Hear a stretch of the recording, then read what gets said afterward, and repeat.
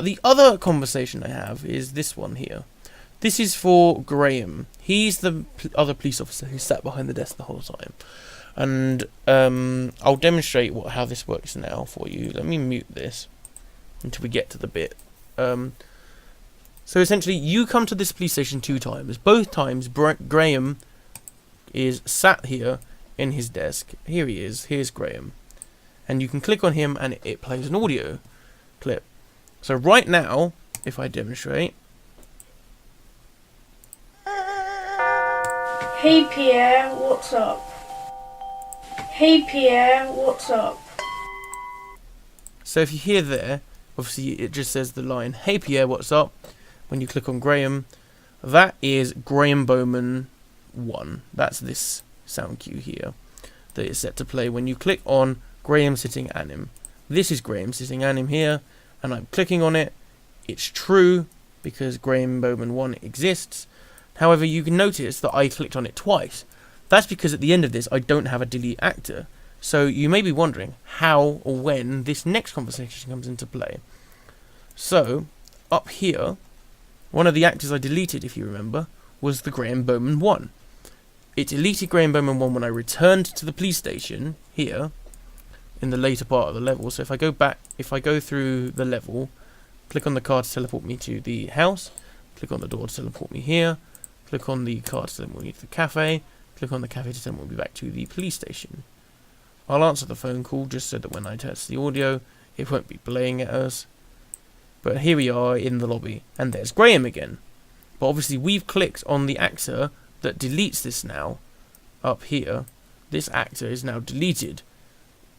But it's set to delete when we click on this car thing 3, which is the one that teleports us back to the police station. This is gone now. So, as you remember from the other one, I'm sure, Graham Bowman 1 is now false. It's deleted, so it's not true. Condition is not met. False plays a different audio file, and I will demonstrate that real quickly. Real quick, like, bam.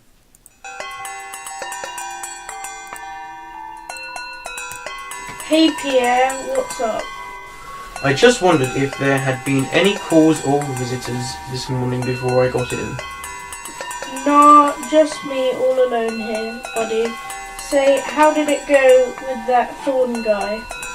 It was going well until we got interrupted by that Dr. Galen. Galen, huh? The Mirrortech woman. Yeah, something definitely seems up with her. Anyway, I have work. So as you can gather from that, the conversation is about what was happening last night when you were here. So Richard was here, and that's what Graham here is talking about in this scene. Obviously, playing this audio track during that scene would make no sense in the story, so we don't have. So I haven't set it to delete it then. But when you come back, it is playing it. So that's how that's set up to work. Now, another thing that I need to demonstrate for you here is the power station. When you go to the power station, I'm going to do it without audio for now and talk you through exactly how it works. When I go to click on this actor, it takes me to this power station. I have a text render here that reads 5:29 p.m. Now, in the phone call to the police station, the power station man, it tells you that at 5:30 that's when they leave work. So that's set for 30 seconds, and this man is set on a delay so that when that hides and changes over to it says 30 seconds, he will hide. So if we will go over here, wait for this to say 30 seconds, 5:30 rather. Wait, there we go.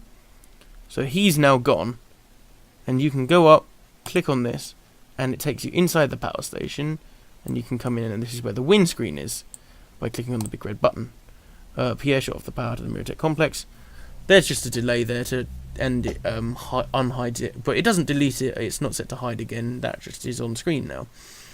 But obviously, there is a second outcome to my game, which is a game over, which I demonstrated before. So if I go in here and go run through the game real quick,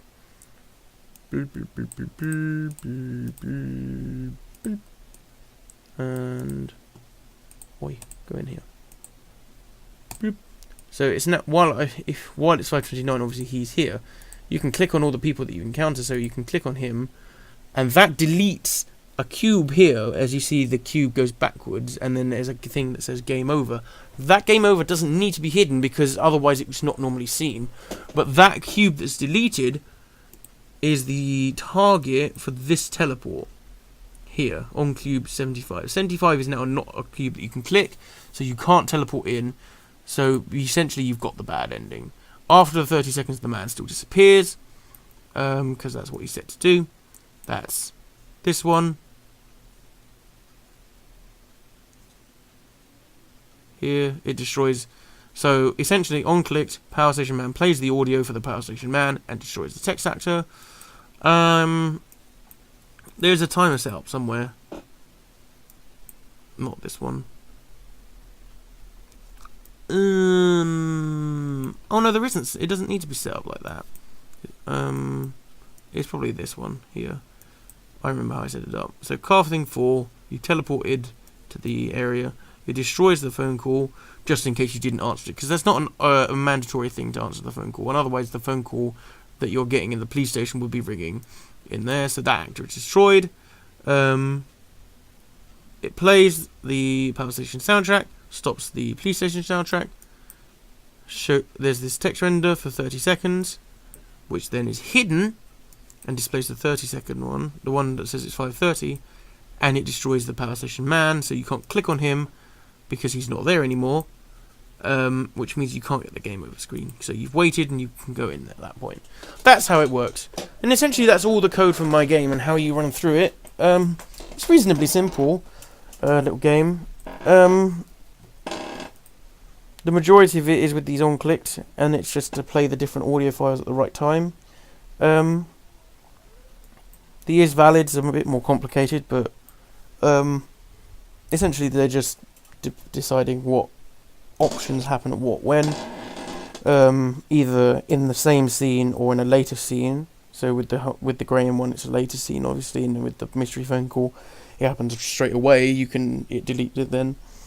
And that's about it, really. All the rest, that's essentially all the code in the game, all the blueprints. So that is how I use blueprints to make my Mystery of Purplewood Town demo for my university course project. Hopefully this has been insightful if you're not someone who's marking my work, and that makes sense to you. Maybe you could use it as a tutorial or something if it helps you, I don't know. And obviously for the people working my work, hopefully that's everything you need me to explain to you. So yeah, I'm going to end this video here.